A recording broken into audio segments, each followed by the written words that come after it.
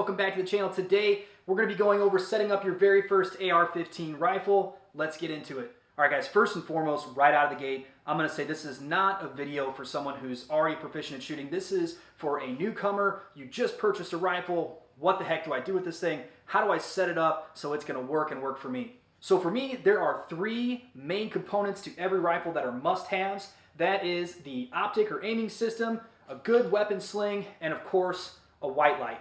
Starting with your optic system, I have a low power variable on this rifle. There are other options on the market like red dots, but what I would recommend for your first rifle out of the gate is get a good set of flip up iron sights. Could be metal, could be polymer. Magpul makes an affordable set that are polymer that flip up. The reason that I recommend iron sights is because it is personal preference in terms of whether you want a low power variable or red dot. Do not waste your money right away on an optic that you're going to find out down the road you might not like. So go ahead and get you a set of iron sights, get proficient with those, and as you work the fundamentals, test some other options, spend a lot of time with both, whether you have to borrow one from a buddy or go to 15 different stores to check them out. Make sure that you find the thing that works for you so you're not wasting a bunch of money on an optic that you're just going to have to sell and then lose money on. From there, a rifle sling is very important. This is the Blue Force Gear Vickers Tactical Sling. Has a single point adjustment to tighten and to loosen. I can't stress enough how imperative it is to be able to use both hands and still retain your rifle. If you guys look at the video of Kyle Rittenhouse in Kenosha, you can see that he fell while running away, but due to him having a sling, attaching his rifle to his body, he was able to retain it and use it to defend himself. There are a lot of different options for attaching your sling.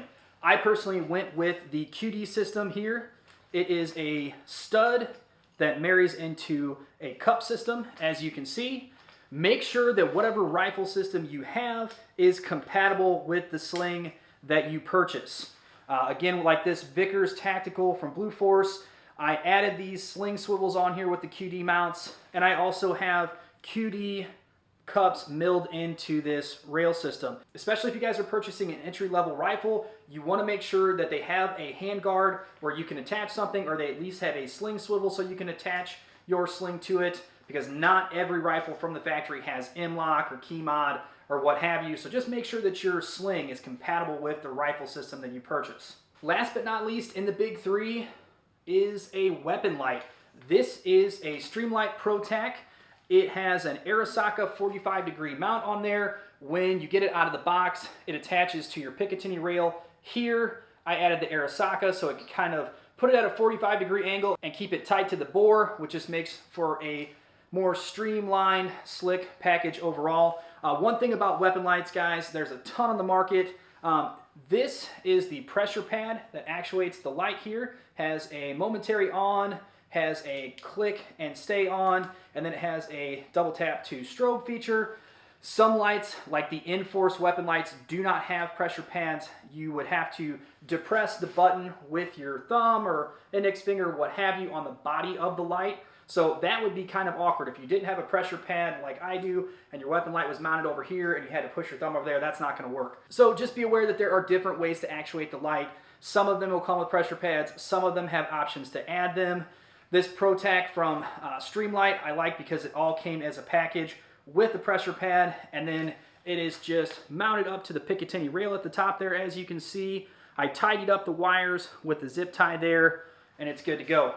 So a weapon light is vital to your rifle system because you cannot shoot what you cannot see. So again, guys, those are the big three items: your optic, your sling, and your weapon light. Please focus on setting those up on your rifle first before getting all the fancy bits and bobs.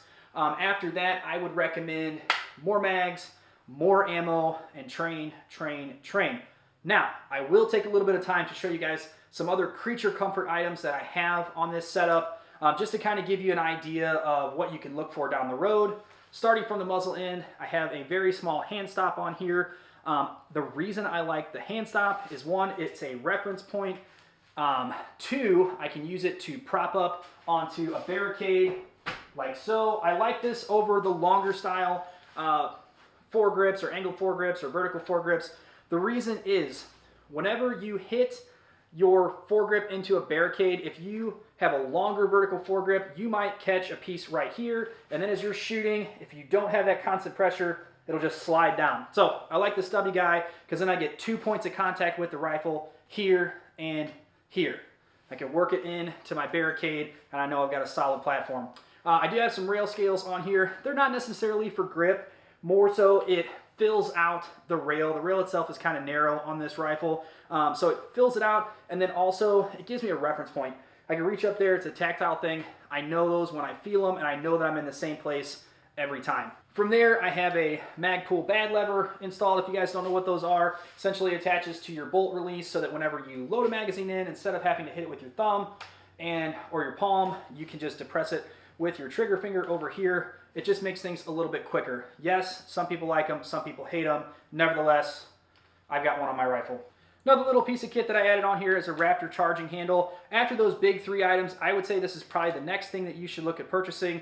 For a long time, I knocked these because of how expensive they were. I don't know what kind of voodoo magic they put into them, but it makes charging the gun so much smoother and so much easier compared to like the GI style charging handles. I don't know what it is. I don't know if it's that it's out further and you get a better purchase, but I can tell you it is much slicker than the factory charging handle is. They're about $80 or $90, so they're nothing to sneeze at, but I'm telling you, they make it so much more user-friendly. So that is the video, guys. Again, those big 3 things that you must have on your rifle after you purchase it is a good optic, a good sling, and a good weapon light. After that, everything else is secondary to your training and your purchasing of ammunition and more magazines. Again, guys, don't forget to like, subscribe, comment down below. Let me know what you guys think, and as always, keep shooting.